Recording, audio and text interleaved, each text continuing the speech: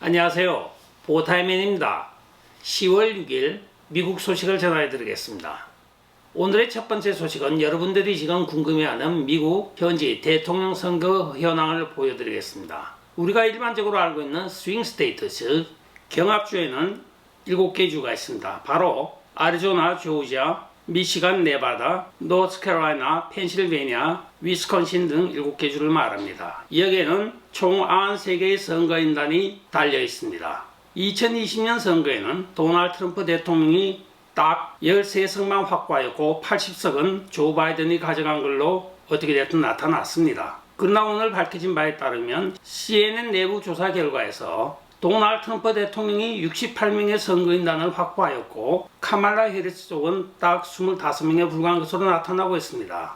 특히 10명의 선거인단에 있는 위스콘신을 도널드 트럼프 대통령이 가져올 경우에는 78대 15라는 어마어마한 격차가 벌어지고 있습니다. 68대 25는 현재 상태로 오차 범위를 벗어나고 도널드 트럼프 대통령이 이기고 있고, 이것은 기타 모든 경합주를 제외한 주에서는 2020년과 결과가 같다는 전제하에 계산된 것이기도 합니다. 물론 추가 계산은 부정선거가 없다는 뜻도 포함이 되고 있습니다. 이로써 도널드 트럼프 대통령의 현재 상황은 당선이 확실시되고 있으며, 이것은 데일리 메일이라고 하는 영국 계통의 신문사와 CNN이 공동으로 조사한 여론조사 결과 발표이기도 합니다. 아직까지 CNN에서는 공식적으로 보도를 하고 있지 않으나 내부 서류에 의하여 오늘 밝혀진 것입니다. 다음 소식입니다. 역시 선거철이 다가오니 지금 보도할 것이 선거 관련이 많은 것 같습니다. 도널드 트럼프 대통령이 지난 토요일 펜실베니아 버틀러에서 유권자 집회를 가졌습니다. 여기에는 수만 명의 사람이 모여들었고, 역시 펜실베니아가 완전히 도널드 트럼프 대통령을 지지하는 것으로 확실시 되고 있습니다. 카운티 68개 중에 63개의 카운티가 도널드 트럼프 대통령 지지를 하는 공화당으로 완전 돌아선 것으로 나타나고 있습니다. 따라서 선거인단 19명이 있는 펜실베니아에서 뒤집어짐으로 민주당은 패닉에 빠져 있습니다. 도널드 트럼프 대통령이 주장한 것은 지난 4년간 바이든 해리스 정부의 경제정책 실패를 중점적으로 디스를 하고 있습니다. 여기에 많은 호응자들이 God bless America 또는 미국 국가를 부르면서 환호하고 있습니다. 그리고 마지막으로는 아리아, 그리고 주 하나님 지으신 모든 세계하는 찬양을 부르고 있는 반면에, 한편 카말라 해리스의 집회에서는 여자 래퍼들이 나와서 아주 저속한 표현을 하고 랩을 하였다고 전해지고 있습니다. 이에 대해 한 트위터가 자신의 생각을 전하고 있습니다. 그 내용은 한쪽은 고상하고 격조가 있는 것이고 한쪽은 쓰레기들입니다 하고 한마디로 딱 잘라 이야기를 하고 있습니다. 물론 자신들의 가치관의 차이는 있지만은 전통적인 미국의 컬처와 또한 최근에 일고 있는 새로운 사조 간의 격돌인 것으로 보여지고 있습니다.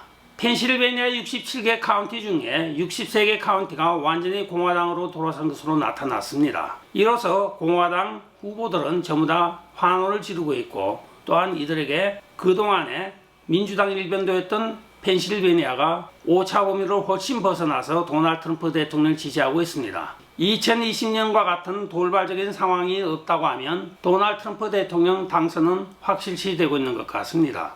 다음 소식입니다. 도널드 트럼프 대통령이 훈장을 수여받았습니다. 그 훈장은 바로 퍼플 하트 훈장이라고 하는 미국 군인들이 가장 영예롭게 여기는 훈장이기도 합니다. 사건의 내막은 2차 대전 상위용사인 더 와이어트라고 하는 부부가 도널드 트럼프 대통령에게 버틀러 펜실베니아에서 총알을 맞고 쓰러졌다가 일어서면서 두 주먹을 불끈 쥐고 싸우자 싸우자 싸우자 하고 3번 외치는 그 장면을 보고 부부는 감격의 눈물을 흘리면서 이 메달을 받을 사람은 바로 도널드 트럼프 대통령 후보라고 생각을 하여 이 메달을 가지고 왔다고 전하고 있습니다. 현장에 모인 많은 사람들이 미국 국가를 부르면서 환호를 했습니다. 여기에 답례로 도널드 트럼프 대통령 측엔 도널드 트럼프 대통령 기념 주화를 선물한 것으로 밝혀지고 있습니다.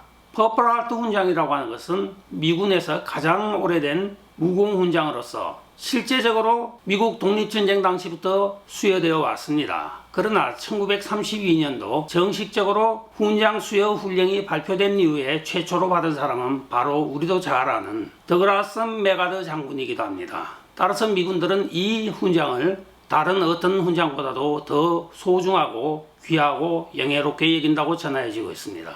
다음 소식입니다. FEMA라고 하는 DHS 산하의 연방재해구조본부가 있습니다. FEMA가 이번 헬렌 허리케인으로 인하여 동남부 일대가 쑥밭이 된 가운데 많은 민간인들이 자발적으로 드론을 띄우고 또한 위성을 띄워서 구조작업에 동참을 하고 있는 것을 방해를 하고 나서고 있습니다.